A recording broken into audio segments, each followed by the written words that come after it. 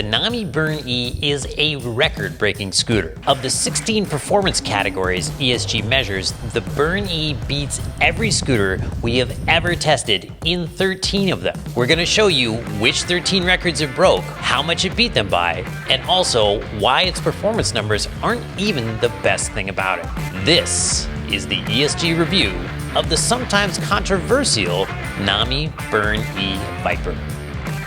There's only one scooter we've ever tested that has a chance of keeping up with the NAMI BURN-E.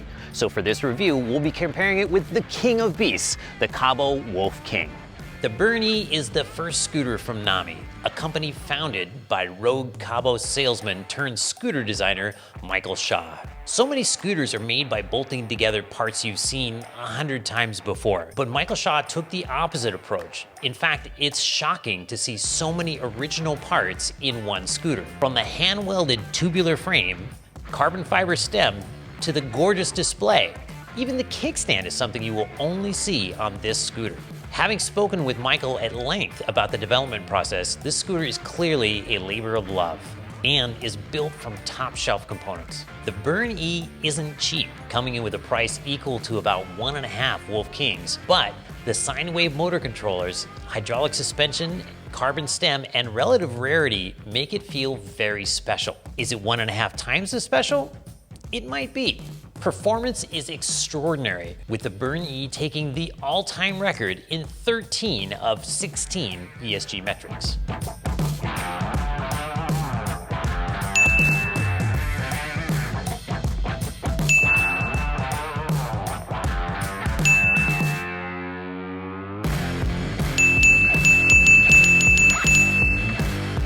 Even the king of beasts can't beat the BURN-E off the starting line. In fact, the BURN-E broke records for best acceleration in every category we have. And more importantly, it does it without making you feel like you're on the verge of losing control.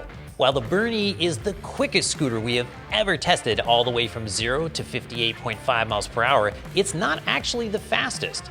The Wolf King keeps its crown as the fastest scooter we have ever tested with a 59.4 mile per hour top speed. This is due to the King's square wave motor controllers, which tend to deliver a little more power at the very top end than sine drive controllers can. The BURN-E smashes our previous hill climb record by half a second. After watching the BURN-E conquer our 10% grade test hill like it wasn't even there, Chuck turned to me and said, "Maybe we need to find a new hill." So we got to thinking, what if we put the most hill-crushing scooter ever up against the steepest hill in San Francisco? A hill so steep, cars aren't even allowed to go up.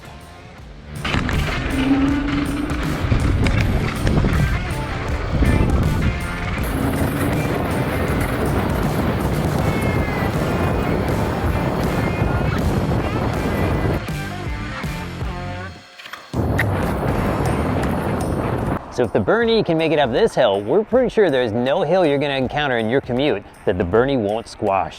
The BURN-E's nut hydraulic brakes are very, very good. It ties the Wolf King's 10.2 feet and comes within 1.6 feet of the all-time record. It has excellent lever feel and feedback, and the suspension does an exceptional job of keeping the scooter planted even when transitioning from hard throttle to hard brake. The default regenerative braking level feels effective but not intrusive. It turns out that setting regen level to 0, you can't actually turn it all the way off.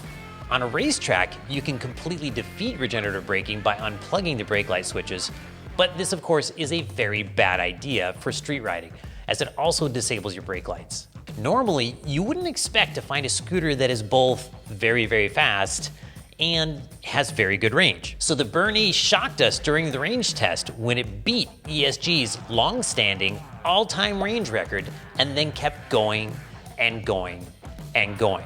Set to its absolute fastest performance settings, the BURN-E covered 53.3 miles of city riding on our test loop.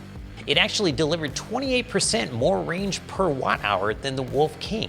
This is due to the efficiency of sine wave motor controllers and the smoother throttle control of the BURN-E. An unusual feature of the BURN-E is that at 30% battery, it drops you into eco mode and limits you to 17 miles an hour. But just like all the other settings on the BURN-E, you can change that. To be consistent with our other range tests, I adjusted P13 to 0% to maintain full power until the scooter just stopped going.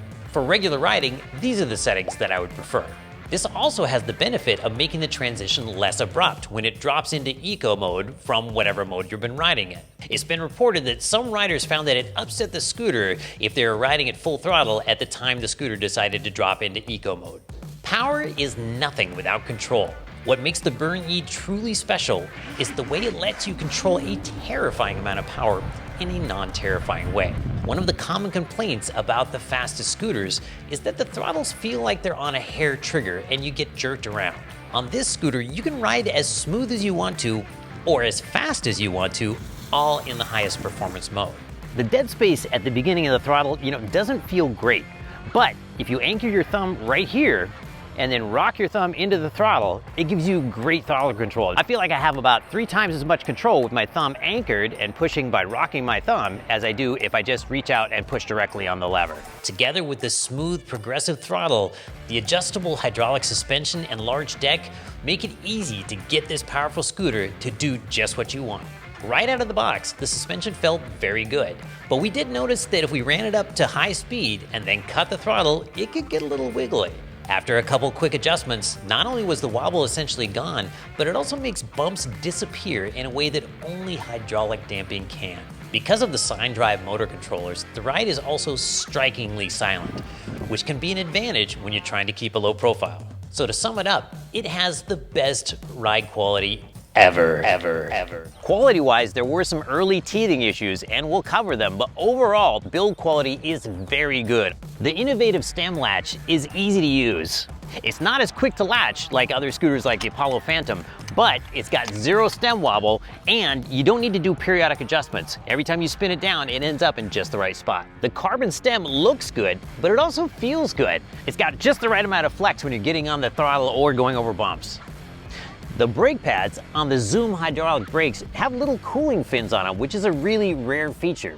They're there to keep the brakes from heating up under hard braking, which is really handy when you have a really powerful scooter. The rotors on the Burn-E are 2 millimeters thick, which is completely standard, but I wish they were 3 millimeters thick like the ones on the Wolf King, because the extra mass keeps the peak temperatures down, and it also helps prevent the rotors from getting warped or bent.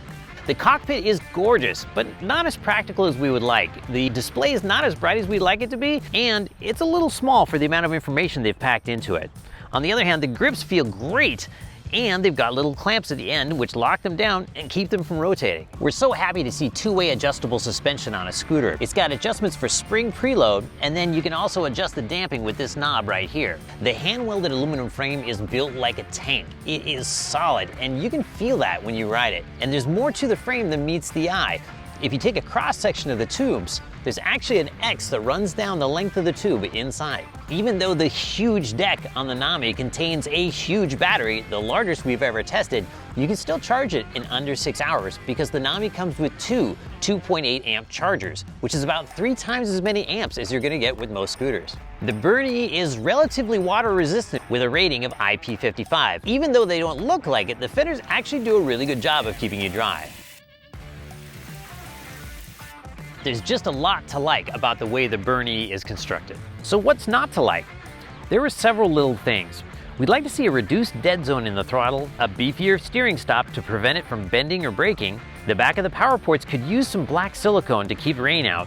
On arrival, our back fender was dragging like this, and so I went ahead and popped it up on top of the forward fender. On ours, the headlight mount was missing a bolt. It's possible that it was included but fell out through a hole in our box. We also wish the brake cable were just a little bit longer. It's fine while you're riding, but you have to be a little bit careful when you're folding the stem that you don't yank it before you fold it down. The early units shipped in the USA had some shipping damage issues, and ours arrived with bent rotors because of it. Fortunately, they're easy to straighten, and we have a video for that. Since then, they've made improvements on shipping, so that problem should be a thing of the past. Portability is not the Burn-E's jam, even though it is easier to fold and easier to lift than the Wolf King, in spite of being a couple pounds heavier. So the Burn-E and the Wolf King both failed the ESG trunk test. So we're gonna show you how they fit into the ESG 4Runner. The handlebars don't fold and the stem doesn't latch down on the Burn-E. And so when you go to pick it up, you're gonna grab it by the back, and then you wanna grab it down here by the charge ports, not up here, and we'll show you why in a minute. It's a little heavy. Now the Wolf King's a little more awkward, so I'm gonna use Chuck's technique for this one. Set it on the back and wheel it in. So it's an extra step to load the Wolf into the 4Runner, but neither one's that bad. So when you pick up the Burn-E, you wanna put your forward hand here and not here. And the reason for that is, there's a bit of a finger trap right there. That looks like it would hurt. But if your daily commute involves a flight of stairs, you're gonna wanna think about the fact that this is a 106-pound scooter. To me, the ultimate safety feature is control. For example, what's better than a car with excellent airbags? A car with excellent brakes that can keep you from using the airbags at all. By that measure, the Burn-E's excellent throttle, brakes, and suspension make it as safe as a beast scooter can be. It's gotten some slack for having throttle delay, which is different from a dead zone, but there's actually an advantage to a throttle that doesn't let you dump all of the current at once. It gives you time to feel the power coming on and decide if you really have your feet underneath you or not. Other safety features we like include a loud horn and super bright, high-mounted headlight. There are only a couple safety features we would improve. The turn signals look super cool on the sides of the scooter, but they don't wrap around, so you can't see them from the back. Also, the brake light is somewhat blocked by the rear wheel. Overall pros include excellent ride quality, record-breaking performance, and the longest range we've ever tested. Overall cons include dead space in the throttle, a potential finger pinch point, and poor screen visibility. The Burn-E is an innovative scooter with ESG-tested record-breaking performance and a top-shelf build. But more importantly, I must be honest here. I love driving it. It is so choice. If you have the means, I highly recommend picking one up.